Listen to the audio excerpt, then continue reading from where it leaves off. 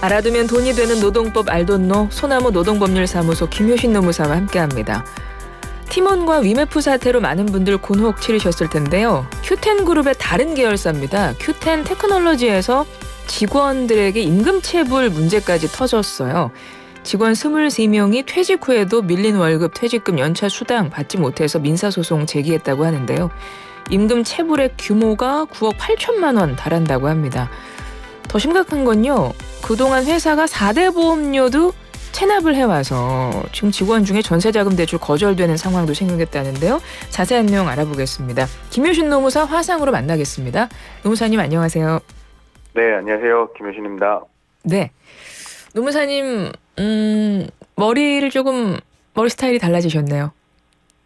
네, 가을 맞이해서 정리를 좀 싹 했습니다. 가을 맞이 머리를 다듬으셨군요. 잘 어울리십니다.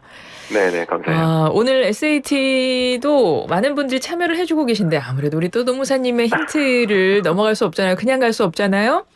네. 자, 10월과 12월이 제철인 이것 가을철 면역력 증진 부기 제거에 효과적입니다. 젊었을 땐 초록색, 늙으면 주황색이 되는 이 채소. 뭘까요? 1번 늙은 오이, 2번 늙은 수박, 3번 늙은 호박, 4번 늙은 당신 중에 정답이 있는데요. 힌트 좀 주세요. 저 머리 깎으니까 엄청 못생겨 보이죠? 안 그런데요? 아, 아니에요? 네. 네, 이게 되게 효능이 엄청 좋은데 이게 못생겼다는 비유할 때 많이들 사용하고요. 또 이게 엄청 맛있는 거 하고도 그렇게 해요. 고구마 아시죠? 네, 우리 맞아요. 군고구마 다들 좋아하시잖아요. 맞아요. 근데 이게 엄청 달고 맛있으면 또 땡땡 고구마라고 하잖아요. 맞습니다. 고구마는 여러 종류가 있습니다. 밤 고구마도 있고 요즘에 마트에 보면 꿀고구마 이렇게 표현하기도 하고. 맞아요. 네. 이것 고구마는 조금 안에가 약간 노랗잖아요. 부드럽고. 정확히 고구마 엄청 좋아하시나 보네요. 아니 고구마 다 먹어봤잖아요. 그러니까 밤고구마는 생각 못했거든요, 사실. 그러셨구나. 밤고구마 약간 이렇게 퍽퍽해서 목 막힌다고 좀 안 좋아하시는 분들 계신데 사실 저는 이것 고구마보다 전 밤고구마 좋아하거든요. 그러시구나. 저는 달달한 거 좋아해요. 이것 고구마 좋아하시는군요. 네. 알겠습니다. 자, 1번 늙은 오이. 오늘 고구마가 정답이 아니에요, 여러분. 1번 늙은 오이. 네, 고구마 아니에요. 네, 1번 늙은 수박, 3번 늙은 호박, 4번 늙은 당신 중에 정답이 있습니다. 우물정 0945 50원의 정보 용료 들어가는 유료 문자로 정답 보내주세요. 노무사님 오늘은 그렇게 역대급은 아니었던 것 같아요, 힌트가? 그렇죠. 이거 어려워요, 갈수록. 예전에는 막 빨리 떠올랐는데 제가 또 늙었나 봐요. 이게 빨리 안 되네요. 네. 1번 늙은 오이, 2번 늙은 수박, 3번 늙은 호박, 4번 늙은 당신. 우물정 0945 50원의 정보 용료 들어간 유료 문자로 정답 보내주시기 바랍니다. 청취자 여러분. 네. 자, 오늘 이야기를 시작해 보겠습니다. 이렇게 시작은 노무사님과 항상 유쾌하게 하는데 SAT 얘기하면서 이게 본론으로 들어가면 늘 심각한 내용을 얘기를 해야 돼서 좀 그런데요. 이거 좀 알려드려야 돼요, 청취자분들께. 그러니까 이제 매일 정보를 잘 전달해 드리겠습니다. 그래도. 근데 이거 진짜 좀 짚어봐야 될 것 같은 게 큐텐 테크놀로지처럼 이렇게 회사가 어려워지면 아무래도 제일 밀리는 게 직원들 4대 보험인가 봐요. 네, 맞아요. 사실 이제 제일 먼저 밀리는 게 4대 보험료, 그 다음에 세금, 그 다음에 각종 공과금, 통신료 이런 게 계속 밀리죠. 네. 만약에 회사가 그거 4대 보험료 안 내주면 직원들은 월급에서 보험료 나간 거 제하고 받잖아요. 맞습니다. 그러면은 4대 보험료 회사에서 미납을 하게 된 거잖아요. 내 건 떼갔는데. 네, 체납하게 된 거죠. 네. 직원 입장에서 어떻게 되는 거예요, 보험은? 이게 사실 이제 되게 재밌는 게 우리가 이제 이 4대 보험료를 공제하는 거는 이 법령에 따른 공제이기 때문에 이 임금의 직접 지급 원칙에 어긋나지 않는다고 봐요. 그렇기 때문에 근로자 입장에서는 이 불법 공제를 당하고 4대 보험료를 안 낸 금액에 대해서 임금 체불로 어떻게 신고를 하거나 다툴 수가 없어요. 별도로 민사소송을 제기해서 그 금액에 대해서 어떻게 부당이득 반환 소송을 제기해서 받을 수밖에 없는 거거든요. 그러니까 또 다른 한 가지는 뭐냐 하면 원래 원천 징수하는 순간부터 이건 세금성이라서 이제 관계 당국에 이제 납부를 해야 되는데 안 한 거기 때문에 업무상 횡령죄에 해당될 수 있거든요. 그래서 실질적으로 우리 직원분들의 입장에서는 원총 공제하고 실질급여 받고 나서 4대 보험료 안 내버리면 당장 취할 수 있는 방법이 예, 거의 전무하다 이렇게 말씀드립니다. 그래요. 앞서 네. 뭐 재미있는 게 이렇게 표현하셨는데, 그러니까 어이없다 이런 의미로 말씀하신 거였네요. 네, 맞습니다. 네. 좀 이상하네요. 내가 직원 입장이면 나는 분명히 보험료 떼고 받았는데 네. 그게 지금 미납이 되는 거 아닙니까? 미납이 되고 실질적으로 내가 지금 구제받을 수 있는 그게 딱히 없다는 거네요. 네, 소송 통해서 해결하라고 하니까 우리 일반적인 입장에서는 회사 상대로 소송하기도 힘들잖아요. 거의 어렵다고 봐야죠. 그렇죠. 네. 재직 중에도 그렇고 뭐 퇴사하더라도 사실 소송 제기하고 나면 회사의 책임 재산이나 총 재산이 있으면 거기에서 받을 게 있으면 좋은데 이 채권의 순위가 그 뒤로 또 밀리는 한 4순위나 5순위 된단 말이에요. 그러니까 받을 수 있는 그게 거의 없죠. 네.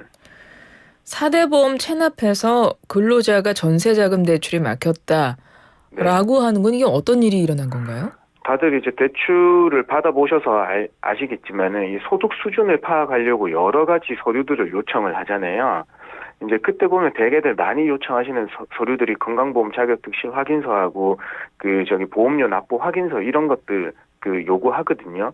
그래서 이 전세자금 상품 중에 이게 특별하게 이걸 요구하신 게 있나 봐요. 그래서 아까 기업에서 하시려는 분들이 임금 체불되고 4대 보험 체납돼 있으니까 이 보험료 하면 체납으로 나오니까 거기에 대해서 좀 대출이 거절된 걸로 나왔나 봐요. 네.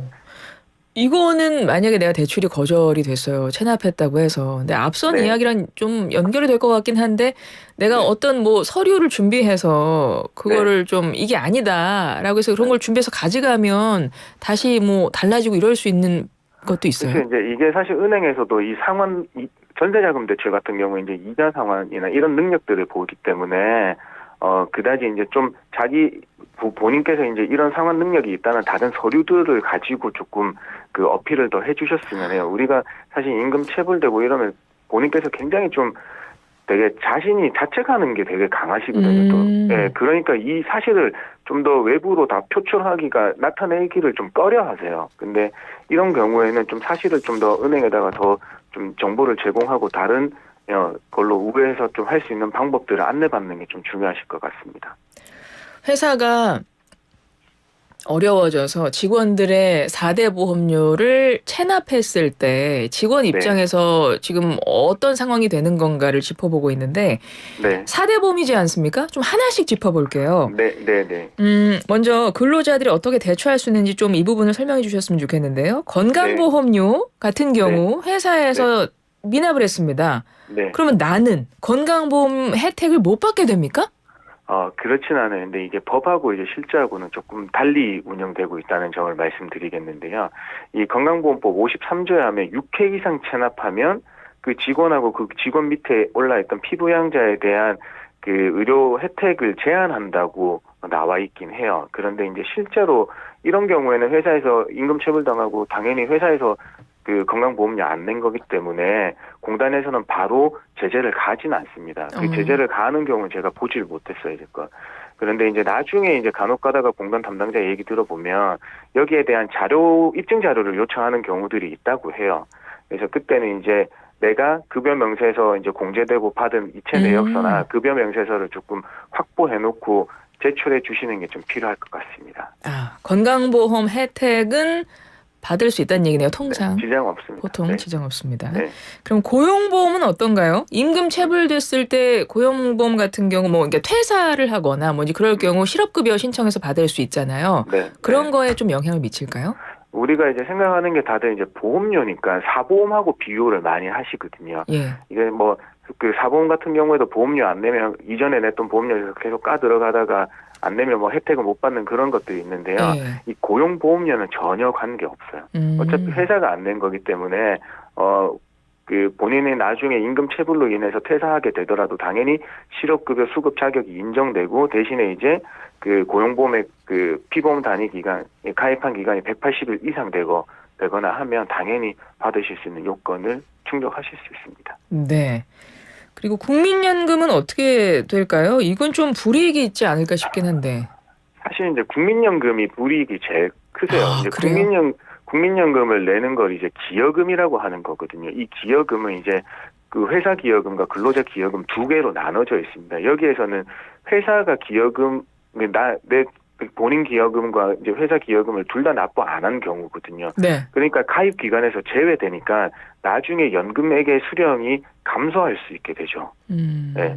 그래서 만약에 이제 이 연금공단에서 이런 사실이 있으면은 그 파악해서 회사의 체납 서실 통지서는 이제 근로자한테 해서 납부 안 되고 있다는 거 알려주고 회사에 대해서 자산 압류 등의 이제 조치를 취해서 그 기여금 회수하려고 노력하려고 하는 거 있는데요. 거의 근데 이루어지지 않죠. 회사에 뭐 재산이나 뭐 이런 게 없는 경우도 많고 또 시간도 오래 걸리기 때문에 그래요. 그래서 이제 이런 경우에는 이제 체납월에 대한 기여금 원천공제 확인서를 제출하고 나중에 이제 기여금 개별 납부제도 이용해서 가입 기간을 인정받게 하는 제도가 있기는 합니다. 국민연금 이야기를 하고 있습니다. 국민연금도 근로자의 경우는 회사랑 나랑 반반 내가는 거잖아요. 맞습니다. 네. 지금 나중에 나의 연금이 돼주는 노후 자산의 아주 기본 근간인 건데 네. 지금 네. 이거를 회사가 체납했을 경우 근로자 입장에서 어떻게 해야 되나 지금 어떤 불이익이 있나를 짚어보고 있는데 조금 어려워서 네. 제가 한 번 더 여쭤보면 이거를 네. 기여금이라고 한다고 하셨어요. 네. 그리고 기여금 개별 납부 제도를 이용할 수 있다라고 말씀하셨거든요. 네. 그 설명 좀 부탁드려요. 사실 이제 기여금을 내가 회사에서 원천 공제를 그냥 당했다는 표현이 원천 공제 되었잖아요. 그런데 네네. 그걸 회사가 납부를 안 했으니까 그러니까 나는 어쨌든 회사가 무슨 수가 있어서 납부를 하면 좋은 건데 안 함으로 인해서 나중에 가입 기간을 인정을 못 받으니까 내가 우선은 다시 내 기여금을 내겠다는 거거든요. 네. 기여금을 개별적으로 내가 납부하겠다는 거예요. 그러면 그러면은, 나는 이중으로 내는 거 아닙니까? 맞습니다. 그러니까 이 제도가 잘 활용되고 있지 않아요. 내가 두 번 내니까. 예. 그래서 이제 나중에 뭐 공단에서는 나중에 회사한테 회수를 하거나 회사가 납부를 하면 이자까지 쳐서 그 납부하신 금액은 이자를 더해서 환급해 드린다고까지만 얘기하고 있는 거지. 내가 중복 납부한 건 나중에 돌려준다.